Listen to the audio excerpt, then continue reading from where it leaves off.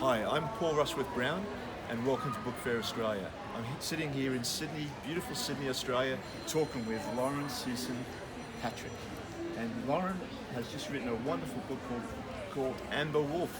Lauren, as soon as I hear the title of that book, I sense adventure.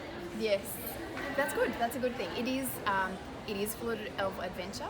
So it's an adult fantasy novel, and it's about a woman who, in the process of investigating a series of abductions, finds herself sort of in a whole new world where there is, adventure awaits basically, and she has to essentially face up to some of her own truths to avenge the death of her mother, and potentially alter the fate of the dying kingdom in the process. So yes, adventure, it definitely ticks that box. So your first novel? It is my first novel. It's the first in a duology, an adult fantasy duology. But yes, it's my first ever published books. Okay.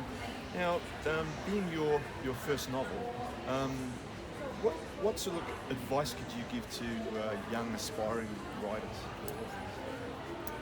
I think, to be honest, there is a lot of advice out there. I would say probably two things. Do read and learn all those different things and take the tips from people, but take what sits well with you and leave what doesn't. I don't think you can be all things to all people.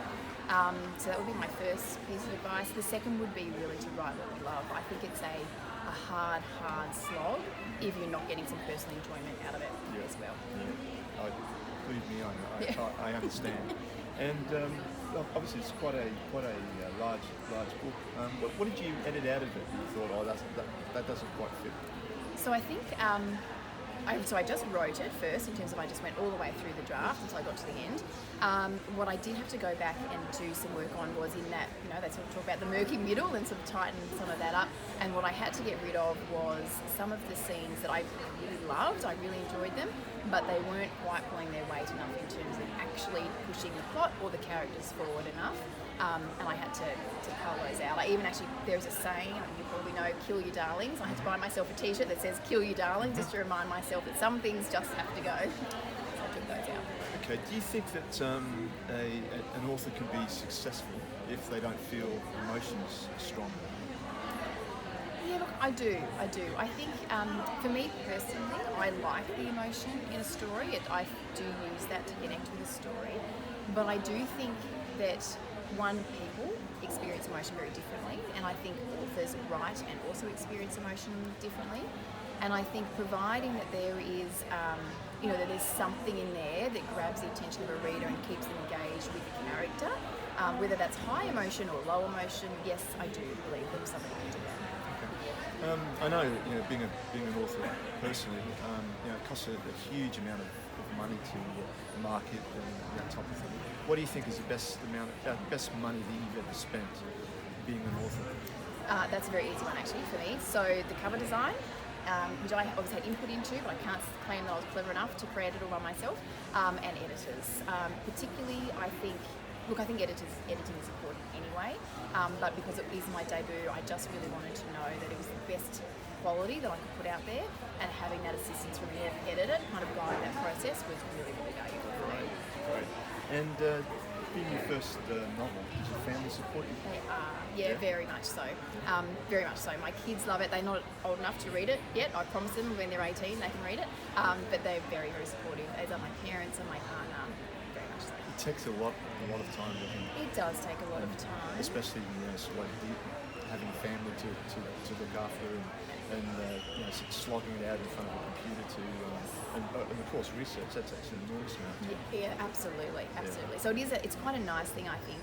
Something for me that was really powerful for them was actually that they can see you chasing your dreams. I was really hesitant to start that at first. You have this sort of thing a bit sometimes as a parent about, do I have the time to do that? Is it okay that I do that? A lot of guilt, I think, comes with that. But actually showing them that you can sit down and follow your dreams has also been quite powerful. And to see them excited about something that I'm excited about is really lovely. Yeah. I know when I first wrote my first novel, told my kids I was writing a novel, and they turned around and said, "Oh yeah, Dad, sure, righto."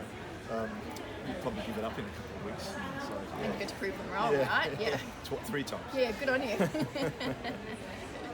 So, if you could choose an avatar or a mascot for you as a writer, what would it be? Look, actually, that's a really good question. Another easy one, which is good. It would be a wolf. I think for me, personally, there's just been something about a wolf that I just have really loved growing up. There is obviously a wolf theme in this one. And my kids now, even though they're seeing the TV, etc., hey, Mummy, there's another wolf, look at that. So yes, definitely a wolf. Any twists and turns? Yes, there are actually. You won't yes. talk No, I won't talk too much about them. But yes, there are definitely some unexpected twists in there. I'm trying to think, how do I do that without any spoilers? But yes. Let's just leave it there. I'll leave it there. Yeah, leave it there. I'll keep my mouth shut. So, Lauren, it's been a pleasure talking to you. And I hope everything goes really well for your novel and the wolf. And enjoy the rest of the weekend at Bookfairaus Australia. Thank you for having me.